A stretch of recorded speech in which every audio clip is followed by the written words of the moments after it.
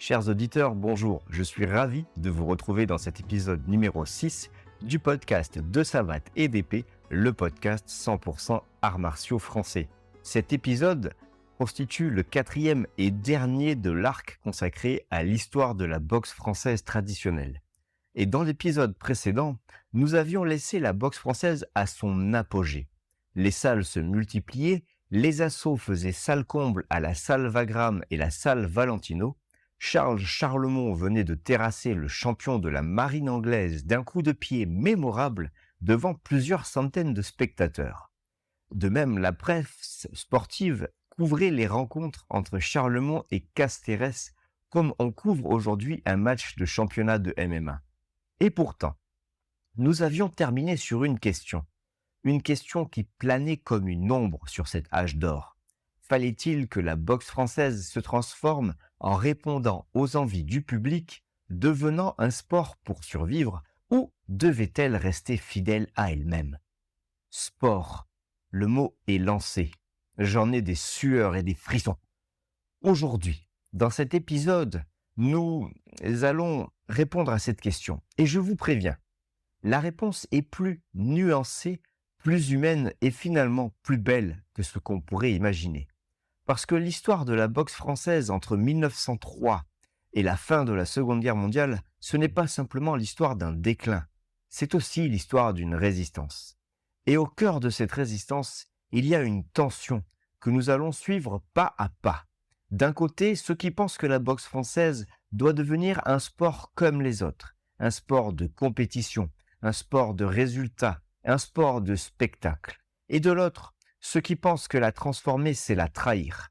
Et je vous le dis tout de suite, ces deux camps ont leur raison. C'est ce qui rend cette histoire passionnante. Mais forcément, nous allons devoir prendre parti. Alors, accrochez-vous, on repart encore une fois. Pour raconter cette histoire, je m'appuie largement sur les travaux de Jean-François Louchard dont l'ouvrage « Histoire de la savate, du chausson et de la boxe française » reste l'une des références incontournables sur le sujet. Commençons par planter le décor. Nous sommes en 1903. En France, le sport moderne est en train de naître sous nos yeux. Les grandes épreuves se multiplient partout.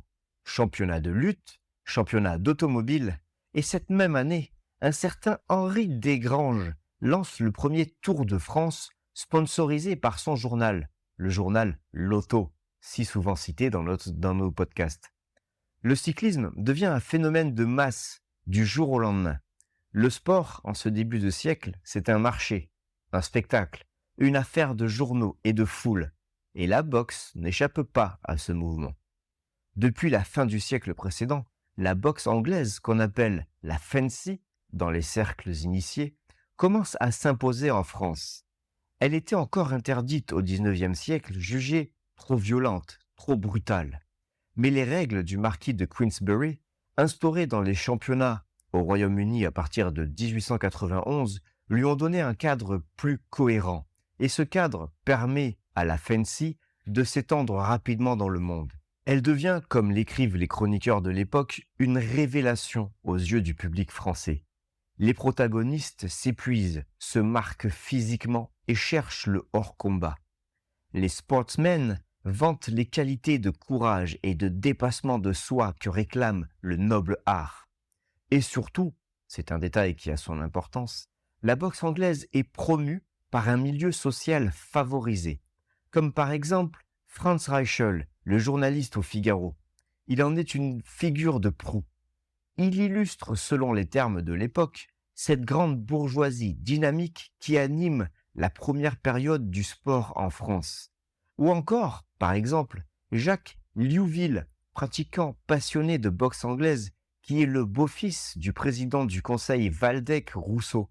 Deux mondes s'affrontent donc. D'un côté, la boxe française favorisée par une aristocratie jugée vieille France, le monde militaire et les pratiquants ayant appris auprès des plus grands ou de leurs prévôts. Tous sont attachés à ses codes, à son élégance, à ses assauts courtois.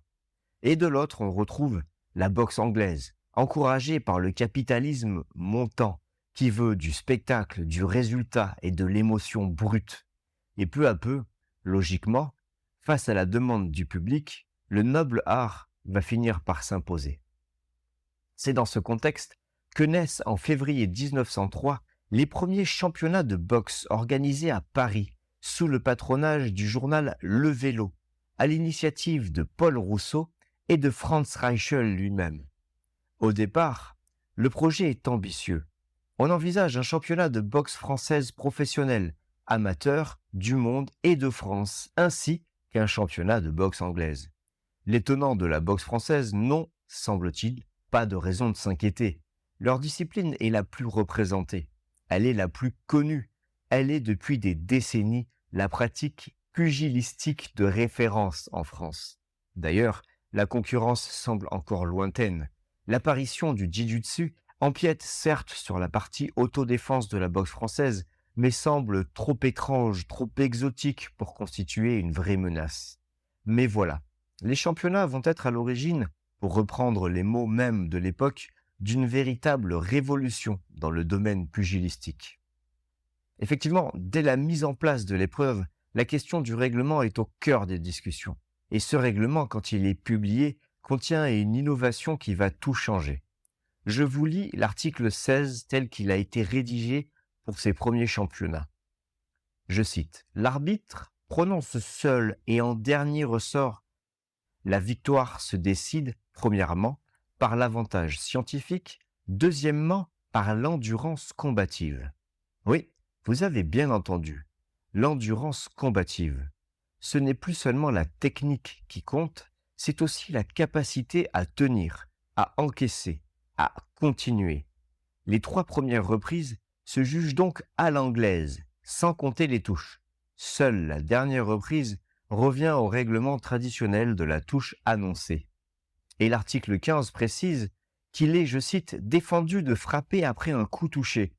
Après 3 rappels, le concurrent enfreignant cette règle sera éliminé. » C'est un compromis inconfortable qui ne satisfait personne complètement. Comme l'écrit un chroniqueur de l'époque avec une franchise désarmante dans l'article du journal Le Vélo du jeudi 22 janvier 1903. Je cite, « En un mot, on vise à faire de la boxe française ce qu'elle n'est encore qu'à moitié, un sport. » À moitié un sport. La formule dit tout. 7 représentants des grandes salles parisiennes acceptent pourtant ce règlement. La salle Charlemont, le Boxing Club de France, c'est-à-dire la salle Castérès, la salle Leclerc, la salle Chabrier, la salle Belle, la salle Minguet et l'Amical Boxing Club. Tout le Gotha de la boxe française parisienne est là. Mais, très rapidement, Charles Charlemont et Victor Castérès font marche arrière. Ils n'acceptent pas les décisions du comité. Ils décident de ne pas participer au championnat. La riposte du journaliste Franz Reichel est immédiate et cinglante. Pour lui, les rencontres annuelles entre les 2 hommes ne sont rien d'autre que des comédies commerciales, où il n'est question que de pure et simple question d'argent. Le journal L'Auto, sous la plume du journaliste Lucien Manot, prend toutefois le parti des 2 maîtres et répond en des termes très violents.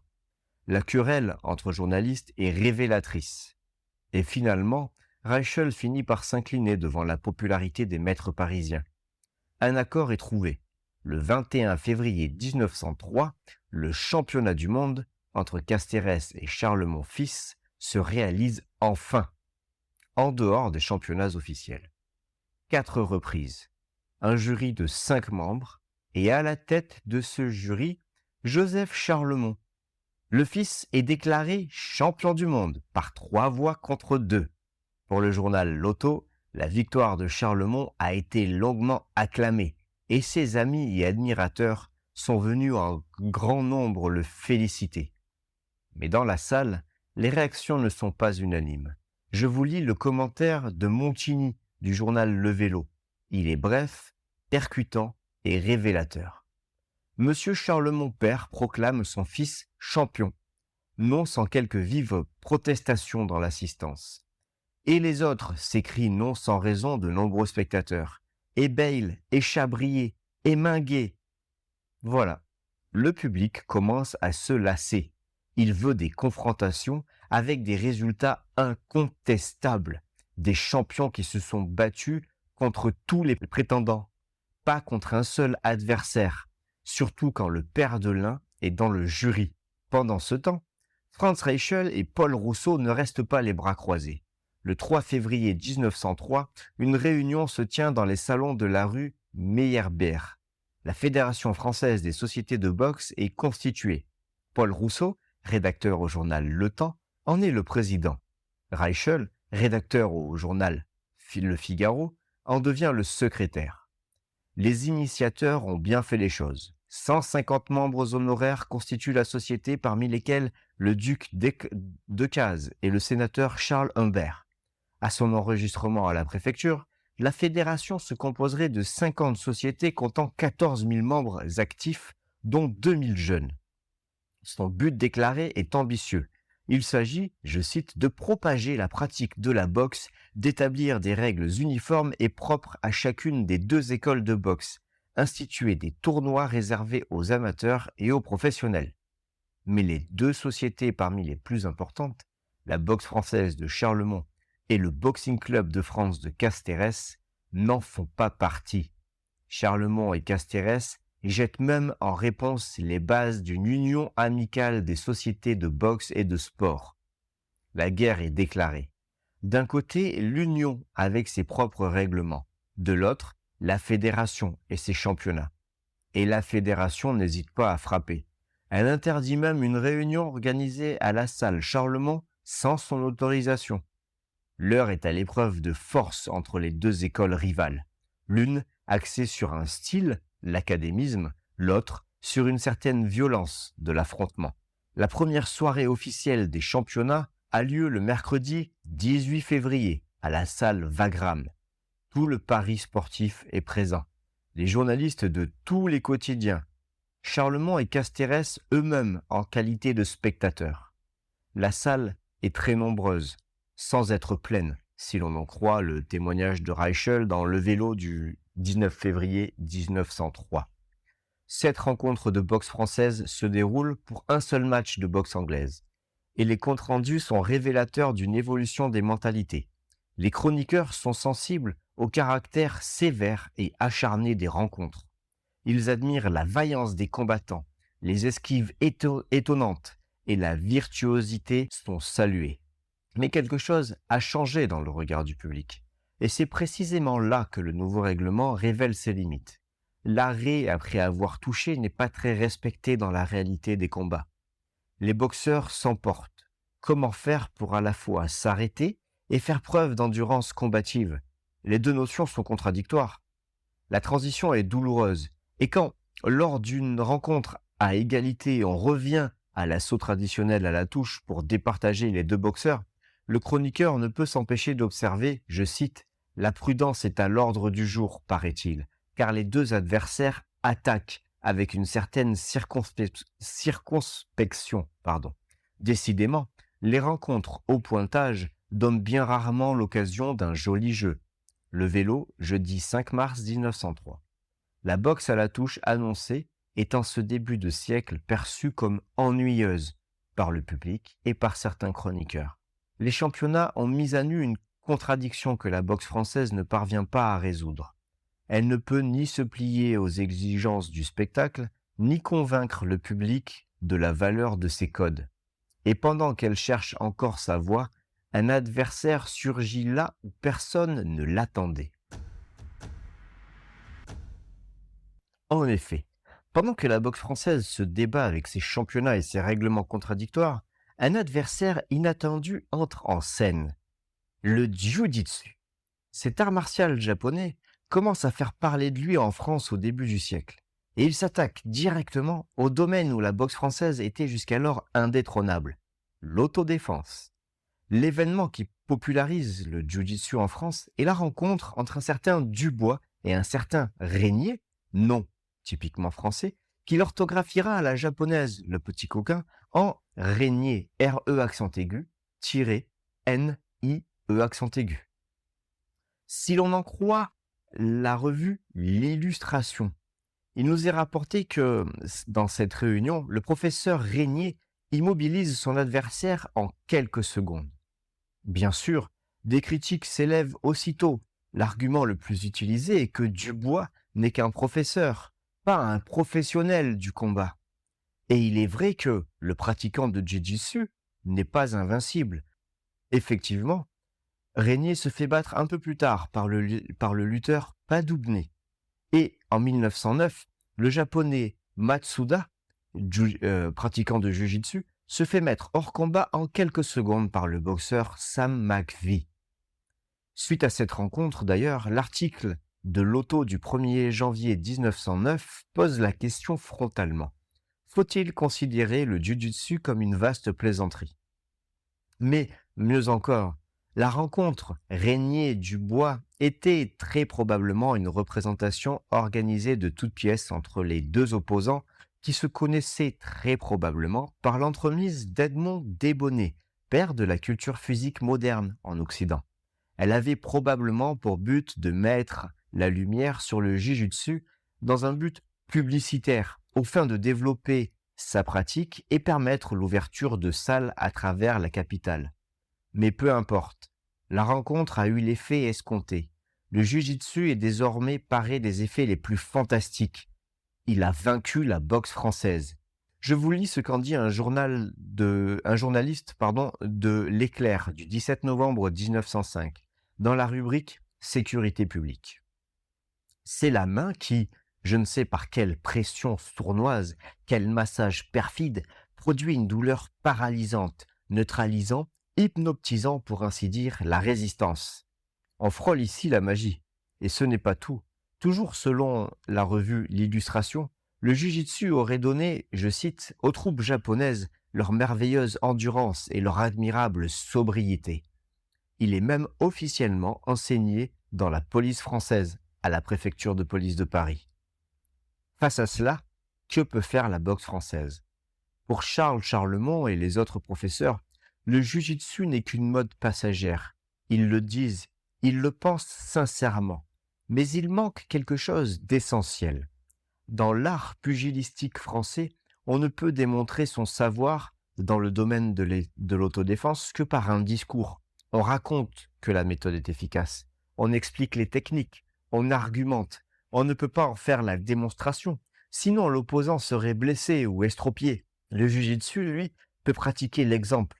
Le professeur Régnier renverse son adversaire en quelques secondes, devant les spectateurs. La scène parle d'elle-même, pas besoin d'un discours. Le knock-out, le hors-combat, qui pourrait éventuellement prouver l'efficacité de la méthode française, n'est pas envisagé dans la boxe française traditionnelle. Ainsi, on peut comprendre le succès du Jiu-Jitsu par rapport à la boxe française. L'imaginaire n'a pas besoin d'être raconté. Il fonctionne tout de suite par la magie des mystères de l'Orient. Il y a là une contradiction fondamentale, et le public la ressent, confusément, mais sûrement. Le Jiu-Jitsu a révélé quelque chose que la boxe française ne voulait pas voir. Dans un monde qui veut de la démonstration immédiate, le discours ne suffit plus. Il faut montrer, il faut convaincre par l'image, et c'est exactement ce que les championnats de 1904 vont tenter avec des résultats pour le moins inattendus. Revenons au championnat. Le succès relatif de la première édition pousse la Fédération française à reconduire l'événement l'année suivante, avec un nouveau règlement plus radical encore. Je vous lis ce qu'en écrit Lucien Manot dans le journal L'Auto. Cet homme qui l'année précédente fustigeait les championnats et qui maintenant les acclame. On notera le retournement de veste, discret, mais réel. Je cite, « Le règlement des championnats supprime pour cette année le pointage des touches et admet, ce qui est beaucoup plus rationnel, en boxe française, la même méthode qu'en boxe anglaise. L'arbitre, n'ayant plus désormais à se prononcer que sur l'avantage scientifique et l'endurance combative. Hurrah !» Le hurrah final est savoureux, mais ce nouveau règlement est une rupture radicale. Deux innovations majeures font leur apparition. D'abord, le hors-combat, le KO, est désormais introduit en boxe française. Ensuite, une continuité toujours plus grande est autorisée dans la riposte. Les boxeurs n'attendent plus le signal de l'arbitre pour reprendre le combat. Ce sont eux qui décident. L'évolution marque, pour reprendre le mot d'un observateur perspicace, sinon la fin d'une boxe aristocratique, du moins le crépuscule d'un corporatisme académique à l'image de l'escrime. Et c'est dans ce contexte de transformation qu'un boxeur va incarner une synthèse que personne n'avait encore réussi. Il s'appelle Léon Legrand, ancien élève de Leclerc, lui-même ancien élève de Charles Lecourt. Il a donc dans les veines toute la tradition de la boxe des frères Lecourt, ce style dépouillé, sobre, efficace, que vous avez entendu décrire dans nos épisodes précédents. Et lors des championnats de 1904 à la salle Wagram, il produit quelque chose que le public n'avait jamais vu. Je vous lis le compte-rendu de Lucien Manot qui ne cache pas son enthousiasme. Je cite. « Dans les poids moyens, Léon Legrand a transporté d'enthousiasme et d'admiration la salle par son jeu tout à fait spécial, qui constitue une merveilleuse combinaison de la boxe anglaise et de la boxe française. Faisant de rapides déplacements en avant, en arrière, de droite et de gauche, se servant des pieds et des poings, il ne laisse pas un seul instant son adversaire en haleine.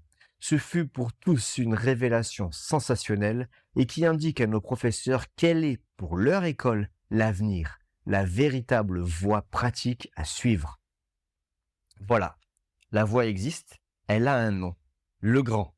Elle a une méthode, alliance des pieds et des poings, déplacements latéraux empruntés à la boxe anglaise, continuité des enchaînements. Un journaliste de l'auto en vient même à souhaiter une rencontre entre Legrand et Charles Charlemont. Ce serait le match du siècle, l'ancien monde contre le nouveau. Mais ce match n'aura jamais lieu. Alors, pourquoi est-ce que l'école nouvelle a échoué ? La réponse se dessine progressivement dans les championnats de 1905 et 1906. En 1905, les finales à la salle Wagram réunissent 4000 personnes. 5 rencontres de boxe anglaise pour 3 de boxe française. Le public apprécie que les boxeurs anglais soient des encaisseurs et que l'activité demande de l'endurance, si l'on en croit l'article du journal Loto du 1er mars 1905. La boxe anglaise est comme toujours la partie à émotion de la réunion, surenchérissent les journalistes du journal Loto. En 1906, les championnats de boxe française dégénèrent. Franchement, les corps à corps se multiplient, les swings remplacent les coups de pied. Un boxeur est arrêté par une fracture de l'épaule, un autre abandonne étourdi par une série de swings. Un seul knock-out en boxe française, et encore obtenu par un swing, c'est-à-dire un coup de poing circulaire emprunté directement à la boxe anglaise. Le problème est fondamental. Dans les championnats au finish, c'est l'efficacité des points qui prime. La reprise de 3 minutes épuise davantage les boxeurs français qui utilisent les jambes. Et même l'école Legrand trouve ici sa limite. Un règlement de l'époque résume le problème avec une clarté brutale. Cette complexité de la boxe française oblige à considérer qu'un élève digne de se montrer en épreuve publique ne se forme pas en temps de mois, mais en temps d'années. C'est ce qui explique la difficulté de recrutement de bons tireurs en boxe française. Il en est résulté que dans les championnats, l'on a fait de la vilaine bourre, mais non de la boxe française. Extrait du journal Loto du vendredi 1er février 1907. De la vilaine bourre. L'expression dit tout.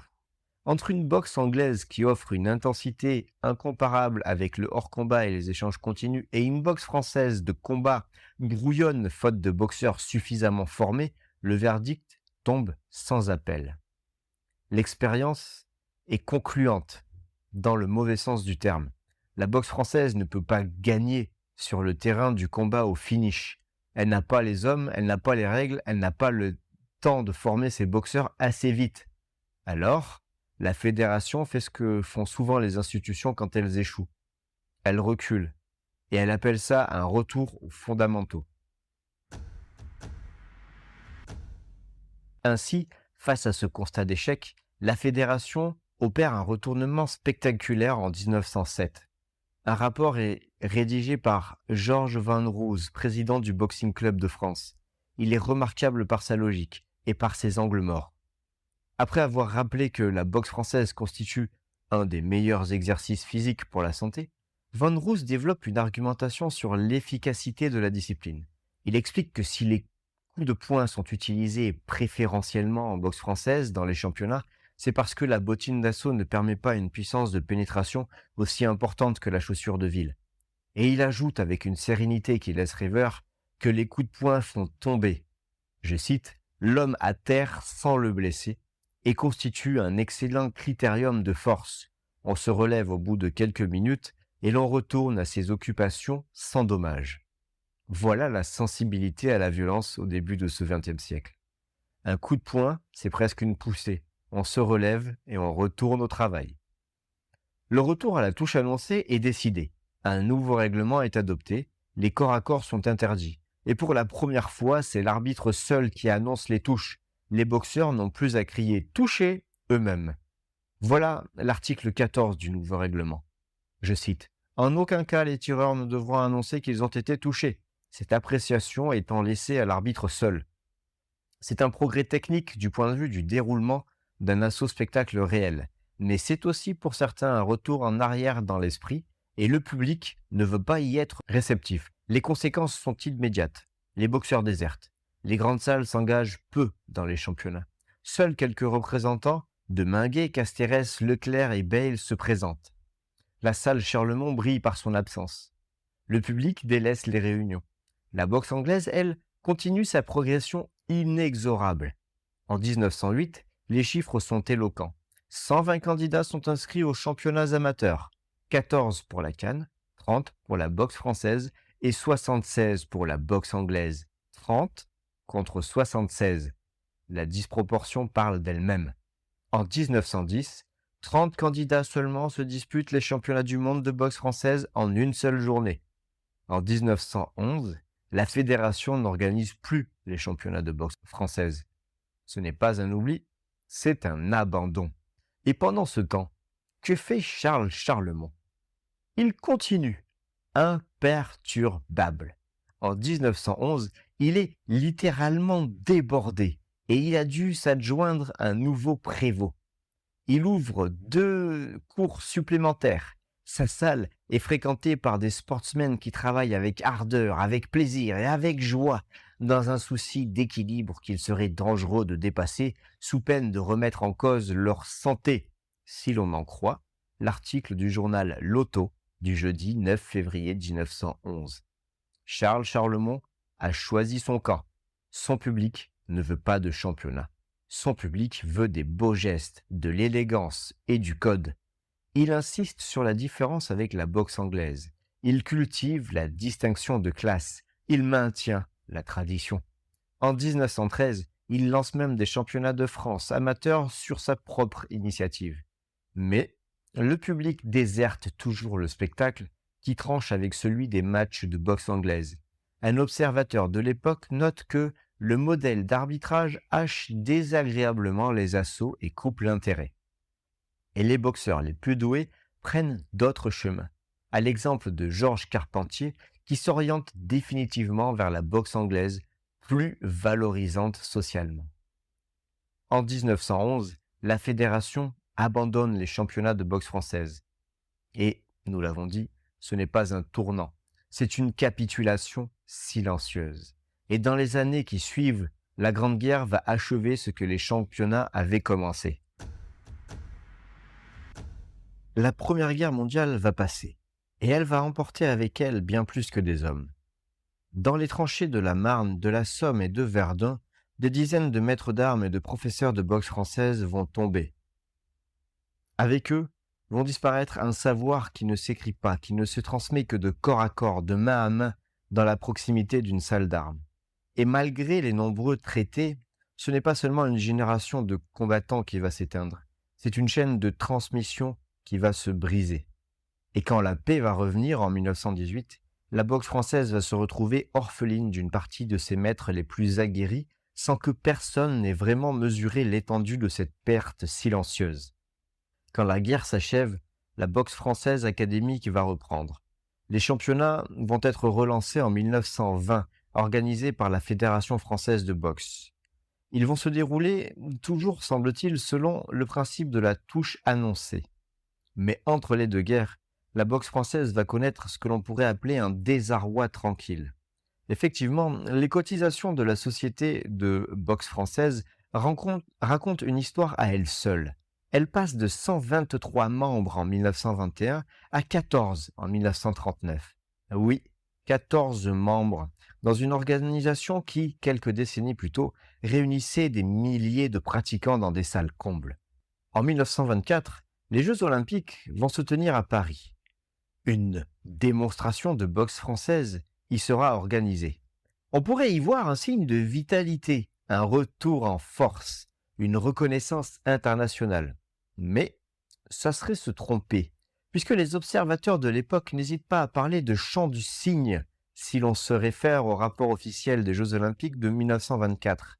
Ce n'est pas un retour triomphal, c'est une belle et mélancolique démonstration d'une discipline qui sait qu'elle est en train de quitter la scène principale, puisqu'elle n'a fait l'objet que d'une démonstration, pas d'une compétition. Privé du débouché sportif, puisque les championnats sont désertés, et de celui de l'autodéfense grignoté par le jiu-jitsu, la boxe française n'a plus qu'un domaine qui lui est entièrement acquis durant cette période, la santé. Et elle s'y accroche. Entre les deux guerres, le discours hygiéniste se précise. Le docteur Diffre explique que la boxe française développe le souffle, l'agilité et l'équilibre et possède une action bienfaitrice sur l'appareil locomoteur bénéfique pour l'enfant. Le docteur Peunier reprend et amplifie la notion de développement harmonieux du corps. Et c'est précisément ce discours qui maintient la boxe française en vie dans les institutions. Dans les manuels scolaires d'abord, notamment le manuel d'exercice physique et de jeux scolaires de 1908 qui a intégré la méthode Charlemont. De même, le règlement d'éducation physique de l'armée de 1910 a également intégré la méthode Charlemont. Mais la boxe française se heurte à un obstacle pédagogique fondamental dans les institutions. Elle est complexe. Elle demande du temps. Elle suppose un professeur rompu à sa pratique. Or, ces professeurs se font rares entre les deux guerres. Un règlement de 1925 résume bien la place réduite qui est accordée à la boxe française. Je cite, « La boxe n'est enseignée qu'à partir de 16 ans, à titre exceptionnel. » Dans ce paysage en demi-teinte, une figure se distingue. Paul Minguet, ancien élève de Charlemont, compétiteur réputé qui avait brillé lors des championnats de 1903, Minguet est aussi un pédagogue convaincu. Il ouvre en 1902 une école normale de boxe boulevard Haussmann à Paris. Et chaque année depuis 1903, il prend l'initiative d'organiser les championnats scolaires de boxe française. En 1912, il crée même une section féminine de boxe destinée au développement harmonieux de la femme, une idée en avance sur son temps. Minguet veut prendre une direction que Charlemont n'avait pas voulu prendre. Il cherche un nouveau public et peut-être de nouvelles façons d'enseigner. Sa pratique pédagogique est davantage basée sur la liaison entre les pieds et les poings, sur une forme d'assaut plus continue. Mais les championnats scolaires se déroulent toujours selon les règles de la fédération, à la touche annoncée. Et le modèle académique, même dans ses versions les plus ouvertes, ne parvient pas à s'imposer durablement dans l'institution scolaire. Toutefois, entre les deux guerres, la boxe française a survécu, mais à peine. Elle s'est réfugiée dans les salles privées, dans les discours hygiénistes, dans les institutions scolaires et militaires. Elle a tenu par conviction, pas par dynamisme. Et puis vient la guerre, la deuxième, et avec elle, un régime qui va achever de marginaliser ce qui restait de la discipline.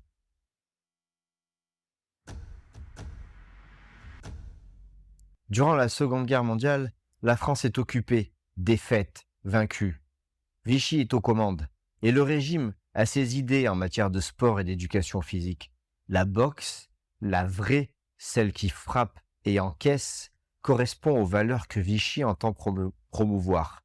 Ses discours sur la boxe sont éloquents. Je vous lis l'un d'eux.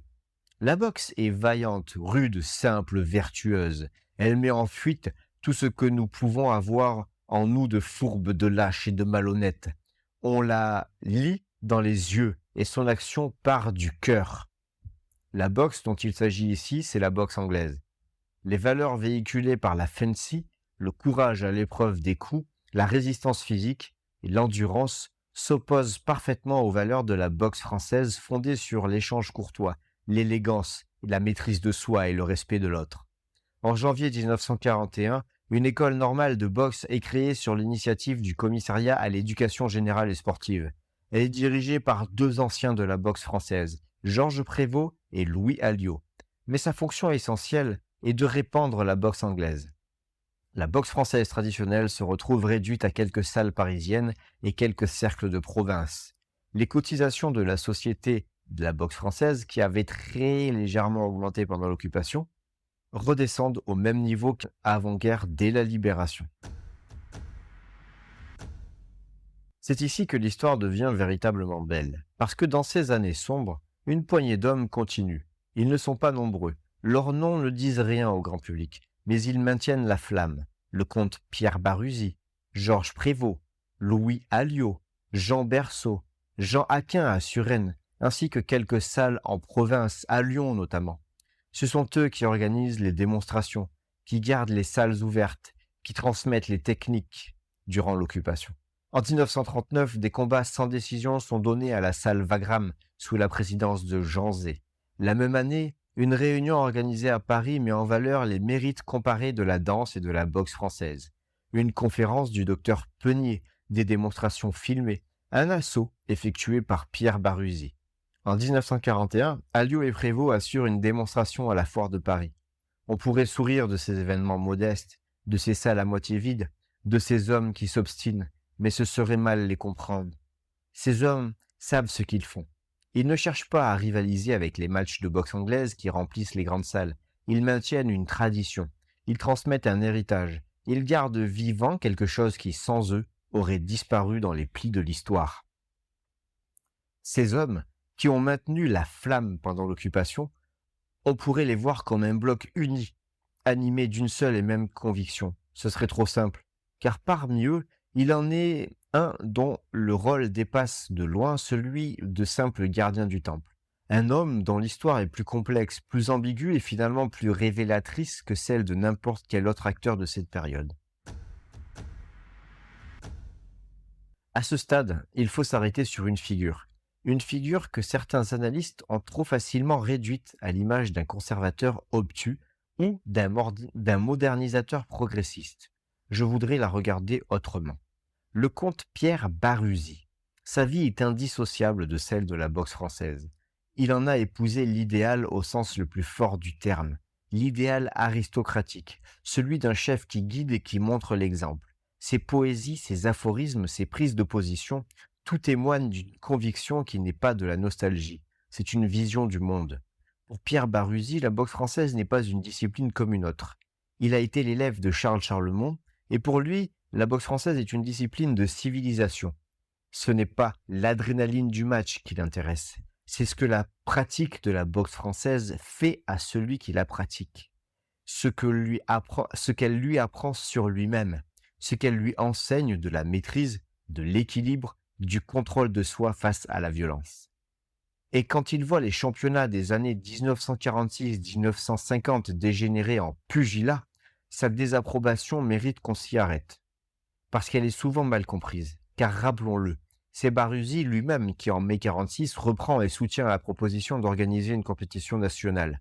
Il n'est pas l'homme qui dit non à la compétition, il est l'homme qui y croit, à condition qu'elle soit faite dans les règles, avec des boxeurs suffisamment formés selon une logique qui reste fidèle à l'esprit de la discipline. Ce qu'il refuse, ce n'est pas la confrontation, c'est la précipitation. Ce qu'il dénonce, ce n'est pas le combat, c'est le combat mal préparé, celui où, faute de formation suffisante, faute de règles adaptées, les boxeurs abandonnent les pieds pour les poings, les distances pour le corps à corps et la boxe française pour une boxe anglaise de second rang. Quand il parle de pugilat, il ne condamne pas l'idée de compétition, il constate un échec pédagogique. Et cet échec, il l'avait anticipé. C'est tout le sens de ces mises en garde répétées sur les nécessités des leçons, des gammes et de la formation longue avant toute mise en compétition.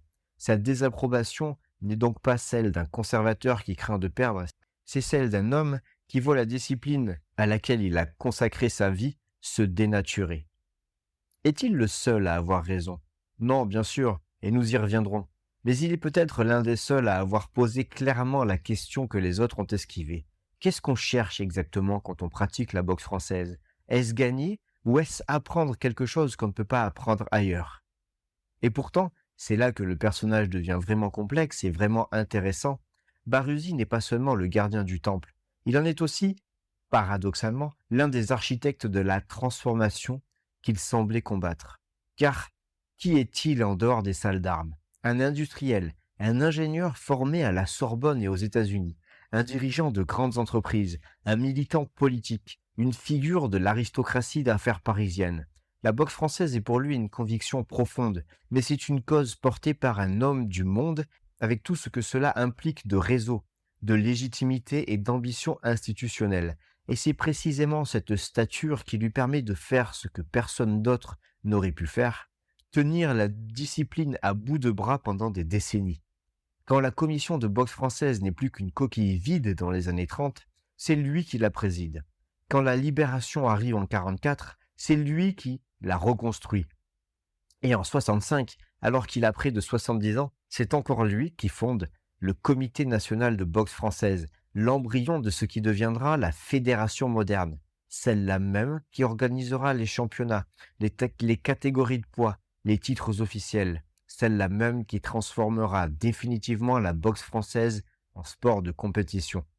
Voilà l'ambiguïté. Il voulait transmettre un code de civilisation, il a construit l'institution qui en ferait un sport. Ces deux choses ne sont pas incompatibles, mais elles ne sont pas la même chose. On peut donc lire son rôle de deux façons, et les deux sont vrais en même temps. D'un côté, il sauve la boxe française. Sans sa ténacité, la chaîne de transmission se serait brisée. La discipline aurait disparu, sans doute absorbée dans l'oubli comme tant d'autres pratiques martiales. De l'autre, en construisant l'institution qui permettra la renaissance, il signe sans le vouloir et peut-être sans le savoir, l'acte de transformation de la discipline. La fédération qu'il contribue à créer privilégiera logiquement la compétition, le résultat et le spectacle, au détriment de la dimension martiale et de l'autodéfense qui constituait l'essence originelle de la boxe française. Ce n'est pas une trahison, c'est peut-être simplement le prix inévitable de la survie.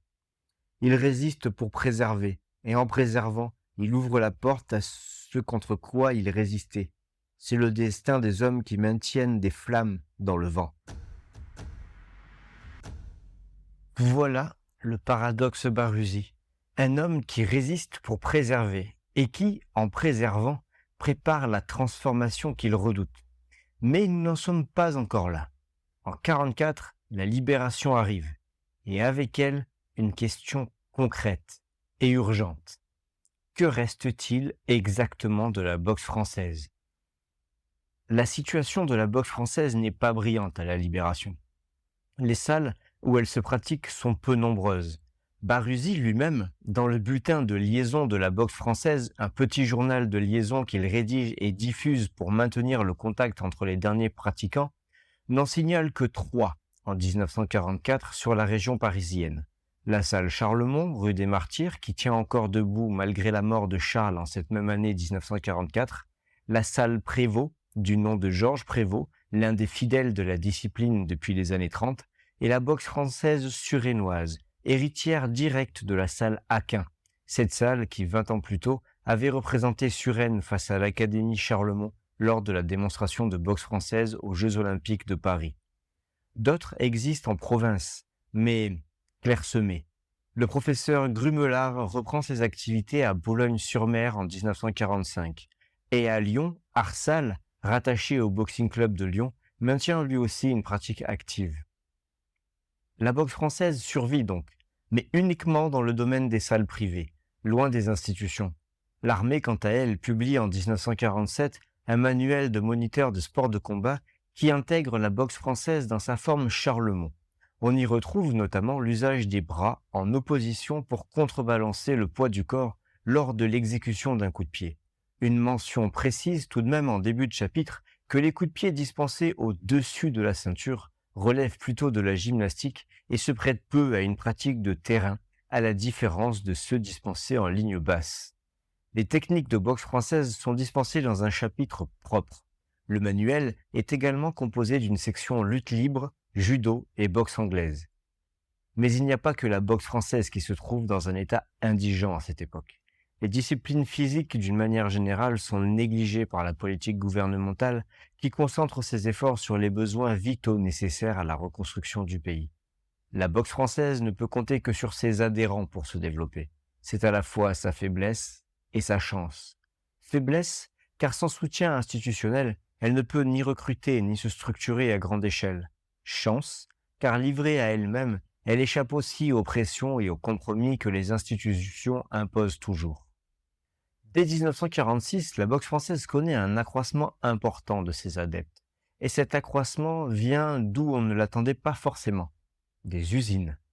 La remise en route des grandes entreprises s'accompagne en effet d'un arsenal de lois sociales nouvelles.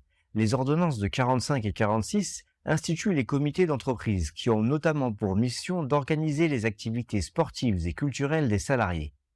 Les grandes usines se retrouvent ainsi dotées d'un budget sport et avec lui d'un besoin concret, des moniteurs d'éducation physique capables d'animer des cours. Et c'est là que la boxe française trouve un débouché inattendu. Ces professeurs, souvent formés à une pratique complète et exigeante, sont recrutés directement par les entreprises.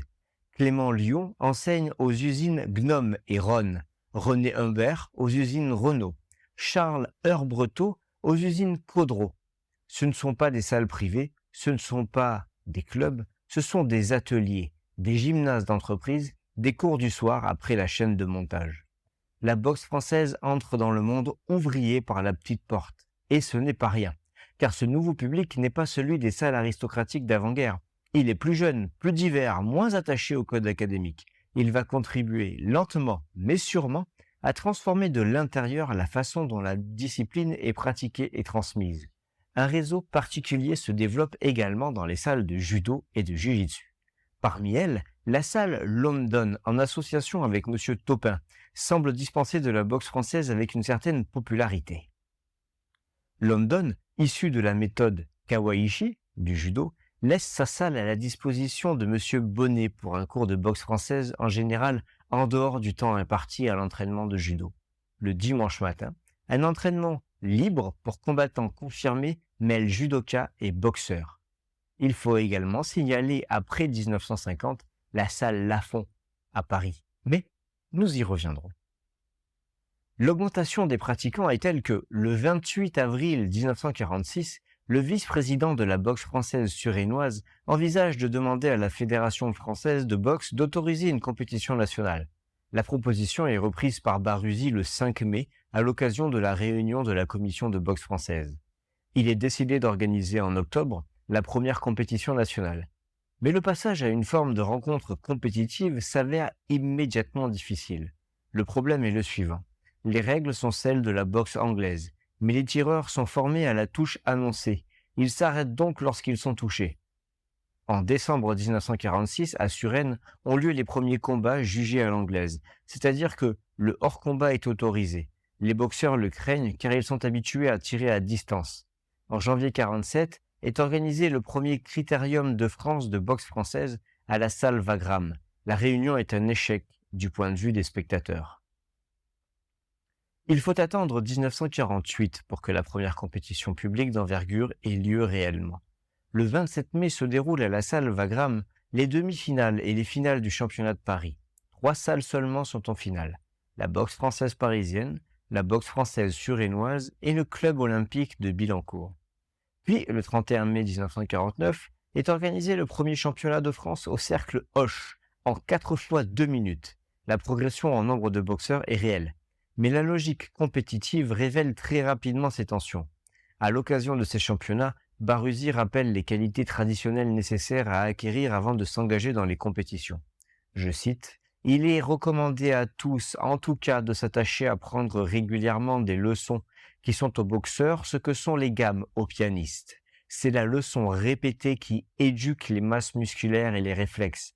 Seuls des muscles bien éduqués permettent l'attitude correcte dont dépendent la beauté du style, le contrôle et la suite des mouvements. » Cette conviction n'est pas de la rigidité, c'est une philosophie pédagogique cohérente. Le problème pour certains, c'est que cette philosophie ne résout pas la question de la compétition.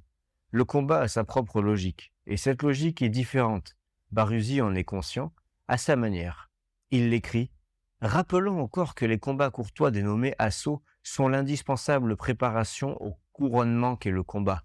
Sans cette préparation, le combat ne peut être que du pugilat. » Mais du pugilat, comme il dit, c'est précisément ce à quoi les compétitions commencent à ressembler. de 50 à 51, se dessine une période décisive. Les championnats de France s'arrêtent en 1951. Selon la lecture commune des événements, répandue dans les milieux sportifs et fédéralistes de la boxe française actuelle, l'arrêt des championnats est dû essentiellement à l'action des dirigeants traditionnalistes. Les combats dégénèrent en pugilat et ne ressemblent plus à l'expression de la boxe française académique. Baruzzi est souvent cité comme le principal responsable de cet arrêt. C'est la lecture que l'on retient souvent. Mais elle mérite d'être nuancée et pas seulement pour défendre Baruzzi. Rappelons d'abord que c'est lui qui, en mai 46, soutient et reprend la proposition d'organiser une compétition nationale. Il n'est pas l'homme qui dit non à la compétition. Ce qu'il refuse, ou plutôt ce qu'il déplore, c'est la forme que prennent ces combats une fois qu'ils ont lieu. Et sur ce point précis, son diagnostic n'est pas celui d'un conservateur arc-bouté sur ses traditions. C'est celui d'un pédagogue qui constate un échec technique. Car regardons la réalité en face. Les rencontres de 1946 à 1951 reproduisent exactement le même phénomène observé au début du siècle lors des championnats Reichel et Rousseau. La recherche de la victoire fait dégénérer les rencontres en bagarre. Mais surtout, et c'est l'angle mort des partisans du combat, la boxe française n'a pas encore les techniques, les règles ni les repères tactiques pour offrir un spectacle sportif combatif véritablement distinct de la boxe anglaise. Sans gestion cohérente des distances de pied et de poing, sans pratique tactique spécifique, sans valorisation du hors-combat par le pied, la boxe française compétitive ne risque d'être qu'une boxe anglaise de second rang. Et ça, Baruzzi le voit. Ce n'est pas qu'il refuse la compétition, c'est qu'il refuse une compétition qui vide la discipline de ce qui la rend unique. Jusqu'ici, on peut le suivre. Son diagnostic est juste. Mais voilà où l'histoire devient cruelle.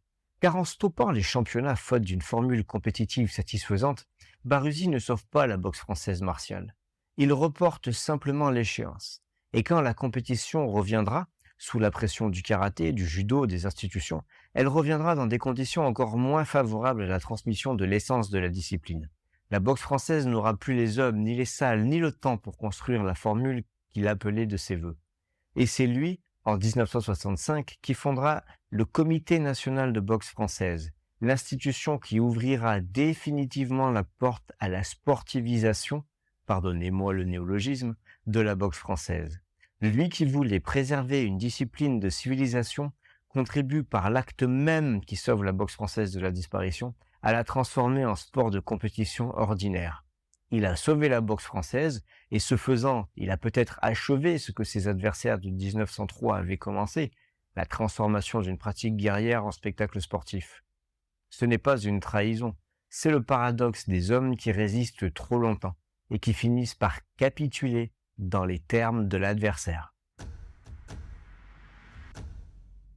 À la Libération et au seuil des années 50, la boxe française tient encore, diminuée, marginale, pratiquement invisible dans le paysage martial français, mais vivante.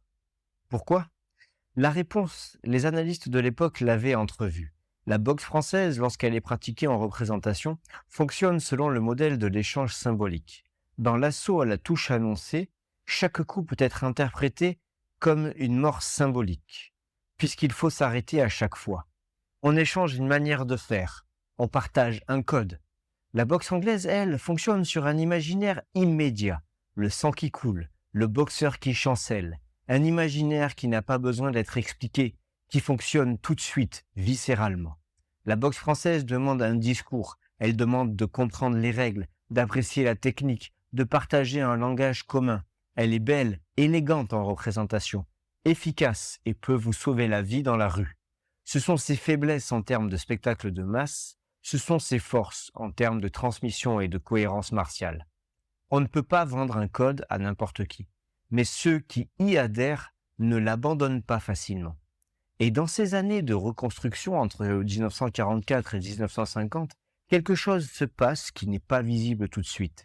Des puristes et spécialistes de la boxe française qui ont pratiqué ou vont pratiquer d'autres disciplines, comme la boxe anglaise par exemple, le jiu-jitsu ou le judo et plus tard le karaté, vont ouvrir la boîte de Pandore. Ils ne sont pas directement responsables du chemin que prendra la boxe française au milieu du XXe siècle, mais ils seront le premier jalon d'une série de choix qui vont lui faire perdre son essence, celle de l'escrime, celle d'une pratique guerrière et de l'autodéfense. Et au centre de tout cela, il y a une figure de transition que nous n'avons pas encore pleinement rencontrée. Un homme qui incarne quelque chose d'un peu différent de tous les camps en présence. Il s'appelle Roger Lafont. Joinvillais, issu d'une longue lignée de maîtres d'armes, il a hérité de son père et de son grand-père une vision particulière de la boxe française basée sur l'efficacité et l'autodéfense. Son père était élève d'Octave Quillier, lui-même élève d'Eugène Chauderlot, ami de Joseph Charlemont. Je remercie d'ailleurs Superfab pour ces précieuses informations. Roger Lafont, militaire de carrière, fut formé à l'école de Joinville-le-Pont, la seule à cette époque en France à former des maîtres d'armes. Durant la guerre, dans les camps de prisonniers français en Allemagne, les fameux Stalag, il ne reste pas les bras croisés et prend en main la culture physique de ses frères d'armes. Il organise à l'intérieur du camp de prisonniers un véritable stade pour ses camarades et organise des séances de boxe française, de culture physique, d'escrime et de canne. Plus tard, durant les 30 Glorieuses, Roger Lafont mettra même au point une méthode de défense à main nue et dispensera un enseignement de boxe française, de canne, de parapluie, de bâton, de double bâton, d'escrime, de pointe et j'en passe dans sa salle. Il y enseignera une boxe française aux spécificités techniques bien à lui, une position singulière dans le paysage de la discipline d'après-guerre. Ni académiste pur, ni combatif à outrance, quelque chose d'autre, quelque chose hérité en droite ligne de l'école de Joinville et d'une efficacité redoutable. Et c'est peut-être de là, de ces marges, de ces hommes qui n'appartiennent à aucun camp tout à fait, que viendront les transformations à venir. Dans les années 50 et 60, la boxe française va devoir choisir entre la compétition et la tradition, entre la fédération et la salle privée. Et ce choix fait sous pression, pression du karaté, pression du judo, pression des institutions, sera irréversible. Notre arc s'arrête ici. Nous espérons que vous avez pu en apprendre plus sur l'histoire de cette discipline passionnante qu'est la boxe française et qui constitue l'un des aspects fondamentaux de notre patrimoine martial. Et j'espère que cette série d'épisodes vous a permis de prendre conscience que les Français sont un peuple combatif qui n'ont rien à envier aux autres. C'était De Savate et d'Épée, le podcast 100% arts martiaux français et pas du tout kickboxing.